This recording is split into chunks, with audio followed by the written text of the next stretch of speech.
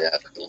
Bile जो है वो 5 से नॉर्मल बाइल 0.1 के आसपास रहता है, परंतु यदि मान लो 5 से ऊपर जा रहा है तो पेशेंट के लिए बहुत खतरनाक हो जाता है, क्योंकि ब्लड एकदम गाढ़ा होना शुरू हो जाता है। इतना गाढ़ा हो जाता है डामर जैसा कि फिर हार्ट जो है वो उसको पंप नहीं कर पाता। हार्ट को पंप करने के लिए कैसा ब्लड चाहिए? पतला, ताकि वो जल्दी जल्दी पंप कर सके।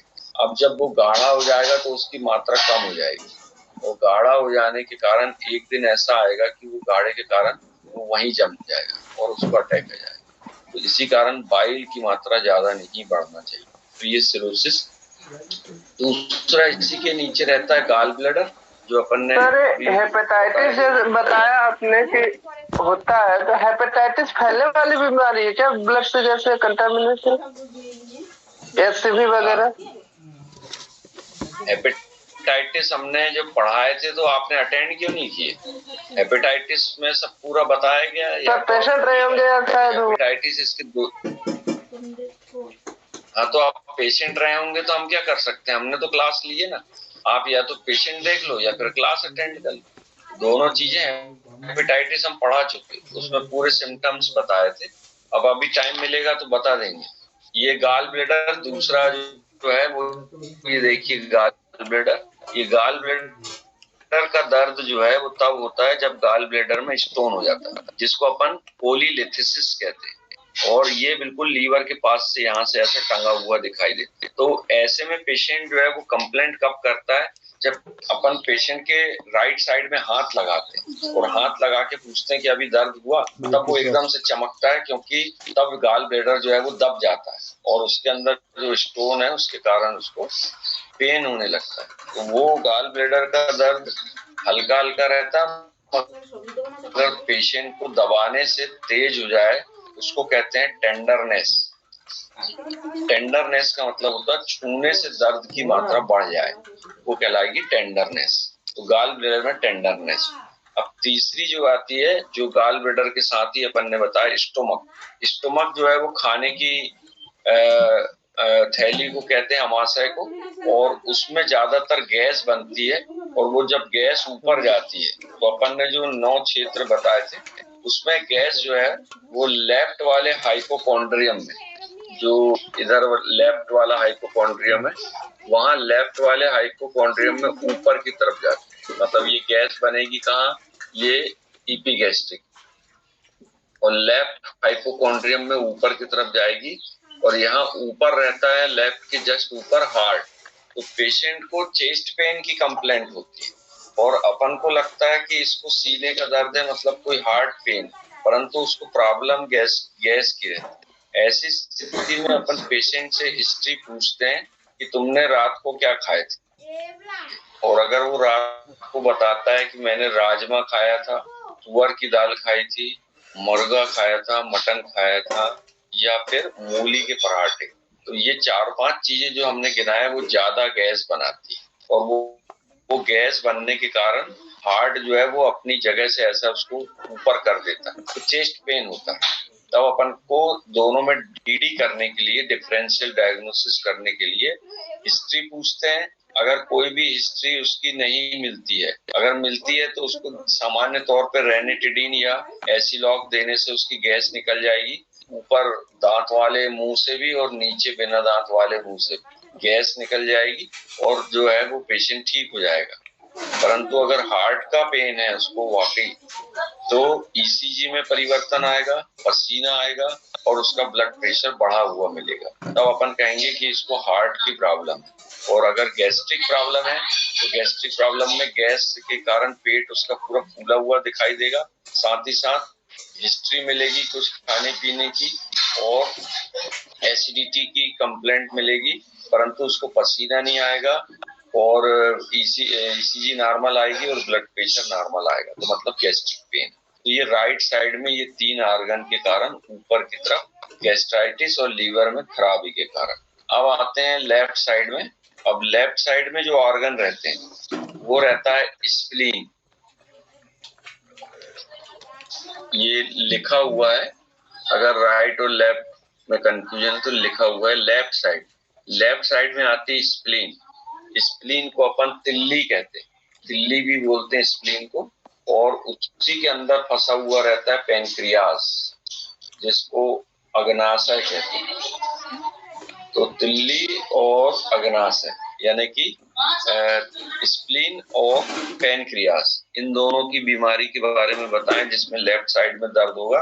तो स्प्लीन में अगर मान लो दर्द है तो मलेरिया पहली बीमारी, मलेरिया का जो कीटाणु रहता है वो स्प्लीन के अंदर जाके छुप जाता है और छोटे बच्चों में स्प्लीन में दर्द होने लगता है। तब अपन पेशेंट को ऐसा लिटाते हैं राइट करवट कि उसका जो राइट साइड वाला पार्ट है वो बिस्तर पे रहे या अपनी एग्जामिन टेबल पे, और लेफ्ट वाला पार्ट ऊपर की तरफ रहे।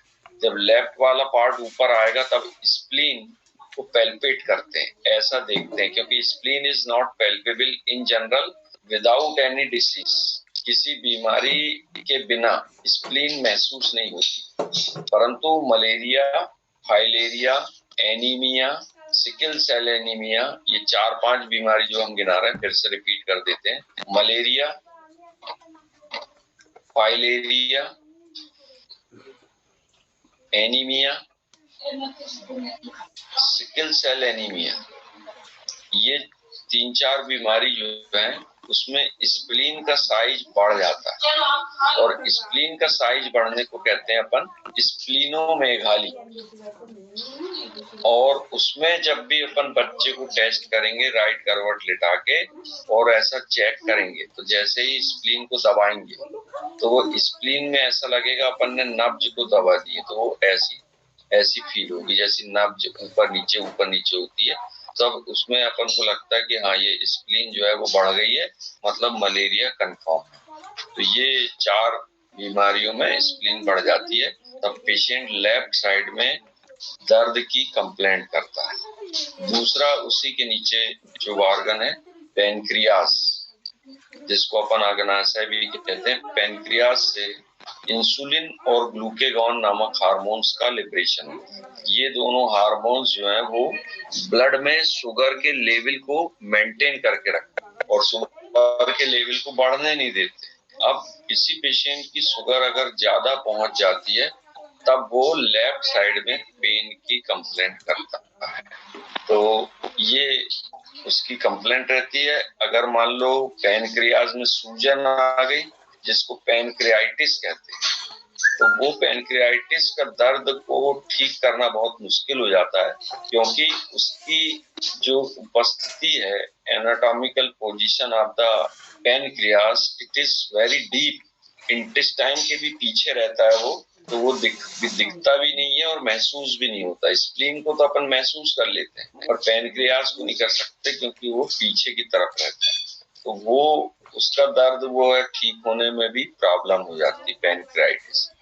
तो ये राइट लेफ्ट अपन ने बताया, और बीच का एपिगैस्ट्रिक जिसमें गैस का बताया। अब अम्लाइकस का भी बता दिए जिसमें अपेंडिसाइटिस का दर्द रहता है। अब जो बीच में इंटेस्टाइन का जो पेन रहता है, पेट के बीच में दर्द, किसकी सर पैनक्रियास का लोकेशन? हाँ, पेनक्रियास घेरता है ऑर्गन को, एरिया को जो घेरता है, तो वो है, हाँ मंडल जी हम बता रहे हैं। ये घेरता है, अम्लाइकस में उसकी बॉडी रहती है, अम्लाइकस में बॉडी रहती है, और इसके बाद ये जाता है लेफ्ट साइड में, लेफ्ट साइड में उसकी पूंछ रहती है, और उसका जो हेड रहता है वो राइट लंबर रीजन तक रहता है। तो ये 3 रीजन को घेरने का काम करता है, राइट, लेफ्ट और अम्लाइकल, ये 3 रीजन में ऐसा लंबा रहता है, लंबा पार्ट को घेरता है, और स्प्लीन से लेकर स्टोमक तक फैला हुआ रहता है। एक ऊपर का चढ़ गया भाई, हाँ ऊपर का चढ़ गया। ये 3 क्षेत्र को जो है वो घेरता है, और इसी कारण इंटेस्टाइन और ड्यूडेनम के पीछे रहने के कारण क्या होता है कि इसको इसमें दबाव ज्यादा बन जाता है और इससे निकलने वाले हार्मोन में कमी आने लगती है। इसी कारण इंसुलिन जैसी डायबिटीज जैसी समस्याएं उत्पन्न हो जाती है। फिर है पेट के नीचे दर्द में अपेंडिसाइटिस बता दिए, संक्रमण या मूत्राशय में पथरी महिलाओं के पेट। अब अपन नीचे के क्षेत्र में आते हैं जो कहलाता है हाइपोगैस्ट्रिक, राइट इलियक फोसा और left iliac fossa. Epigastric, hypogastric और राइट इलियक फोसा और लेफ्ट इलियक फोसा। ये अपन पहले पुरुषों में देखें तो जो बिल्कुल बीच वाला पार्ट है वहां रहता है प्रोस्टेट ग्लैंड, और प्रोस्टेट ग्लैंड में स्वेलिंग आना 60 की उम्र के बाद की मेल की प्रॉब्लम रहती है, जिसमें इन्फेक्शन या यूटीआई के कारण उसमें स्वेलिंग आ जाती है। वो सूजन आएगी तो उसके कारण प्रोस्टाइटिस नामक तकलीफ होगी। प्रोस्टाइटिस में दर्द की कंप्लेंट पेशेंट बीच में करेगा और उसके साथ हिस्ट्री मिलेगी उसकी, उसको बहुत ज्यादा या तो यूरिन हो रही, जिसको अपन ड्रॉपिंग कहते हैं, जिसमें drop drop drop drop urine जो है वो पास होती है।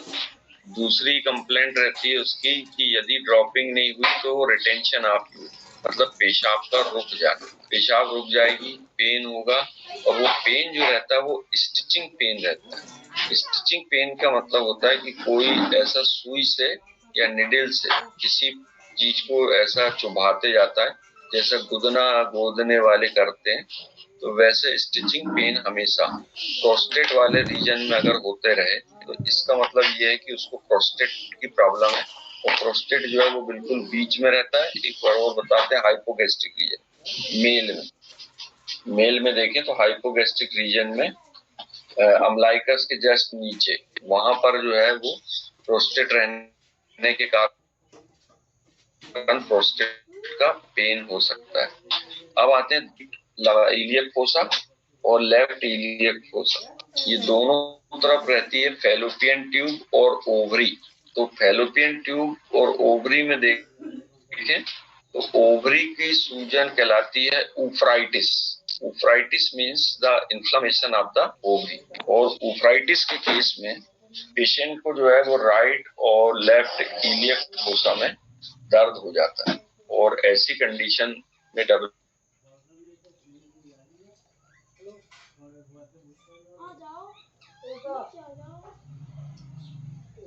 एक काम कर रहा हूँ, थोड़ी देर बाद छाड़ लेना।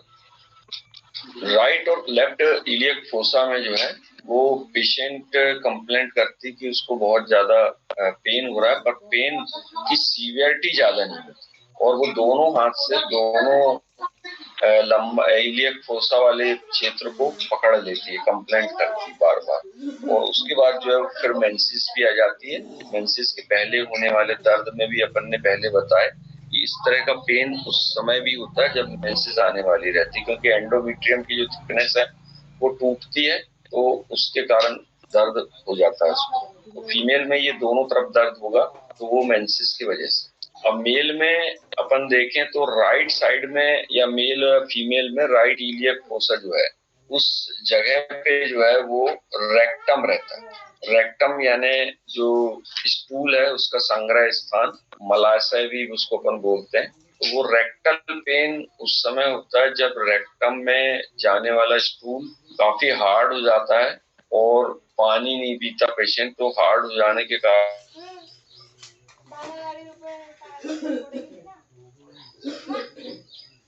कारण उसको पेन होता है, वो भी स्पाज्मोटिक। स्पाउड वाला दर्द होने से स्पाज्म होता है, तो जिसके कारण दर्द कराता है और पेशेंट डबल बैंड हो जाता है, यानी कि नीचे की तरफ झुक जाता है। एक मेडिसिन अपन ने बताए थे कोलिक में, कोलोसिन। तो वो कोलोसिन का जो दर्द रहता है वो इंटेस्टाइन का और इसी का दर्द रहता है, जिसमें पेशेंट को सामने की तरफ झुकने से आराम मिल जाता है। तो ये इसका दर्द हो गया। अब आते हैं अपन इंटेस्टाइन का, कि बड़ी आंत और छोटी आंत का दर्द जो है वो कहाँ फील होगा। तो बड़ी आंत और छोटी आंत को बांधे रखती है एक पेरिटोनियम की मेम्ब्रेन, जिसको हम कहते हैं मीसेंट्री, MESENTRY बांधे रखती है। उस मीसेंट्री में इन्फेक्शन हो जाता है, और ये इन्फेक्शन ज्यादातर गंदा पानी पीने से या शराब में अगर किसी प्रकार की फिल्ट्रेशन में त्रुटि आती है तो उसके कारण भी दर्द होता है। स्टोन का पेन अभी बताएंगे हम सेलमन्स, तो वो उसके कारण इंटेस्टाइन जो है वो पूरे के पूरे एब्डोमेन में, पेट में दर्द की फीलिंग कराती है। मतलब उसका कोई एक निश्चित स्थान नहीं रहता, क्योंकि इंटेस्टाइन में जो बीमारियां इंटेस्टाइन की, उसमें हम बता देते हैं। पहली बीमारी है इंटूससेप्शन, इंटेस्टाइन की बीमारी इंटूससेप्शन, INTUSUCCPTION।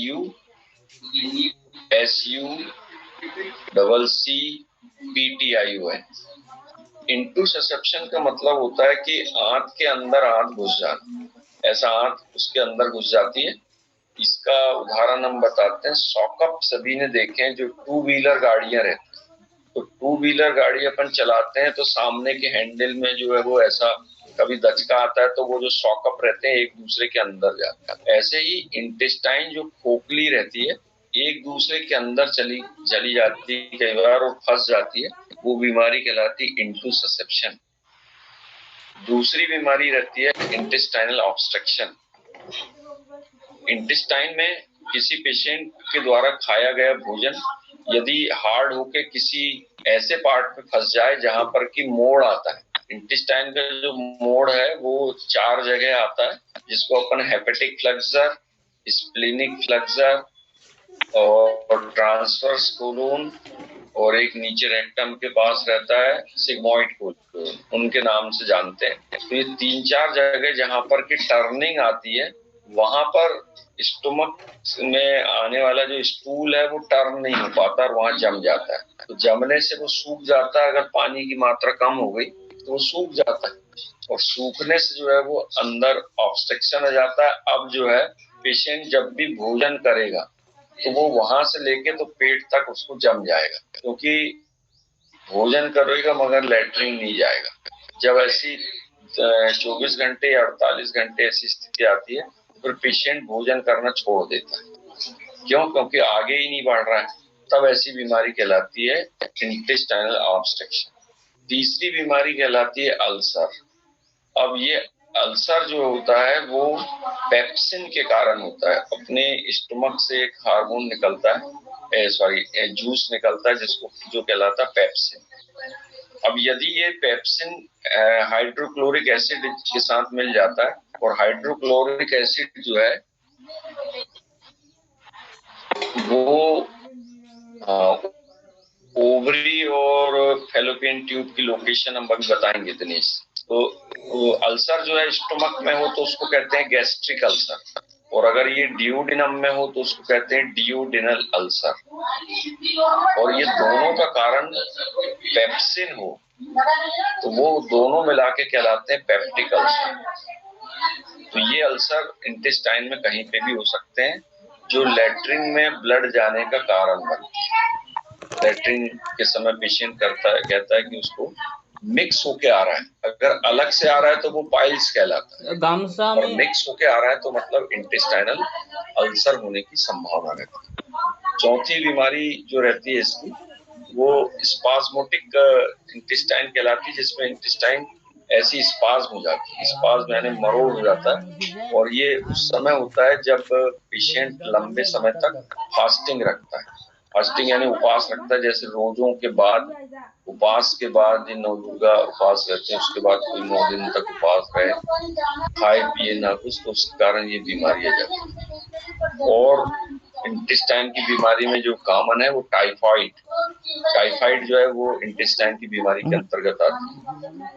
और कम से कम 10 बीमारी और है, पर कॉमन बीमारियां ये है जिसमें सर्जरी के द्वारा और टाइफाइड मेडिसिन के द्वारा ठीक होती है। और इसमें जो पेट दर्द होता है वो उसका कोई स्थान निश्चित नहीं है, ये पूरे पेट में कहीं पे भी हो सकता है, क्योंकि इसकी जो कवरिंग रहती है वो जिसको बताया अपन ने मीसेंट्री, वो मीसेंट्री जो है पूरे पेट में फैली रहती है, तो वो दर्द कहीं पे भी हो सकता है।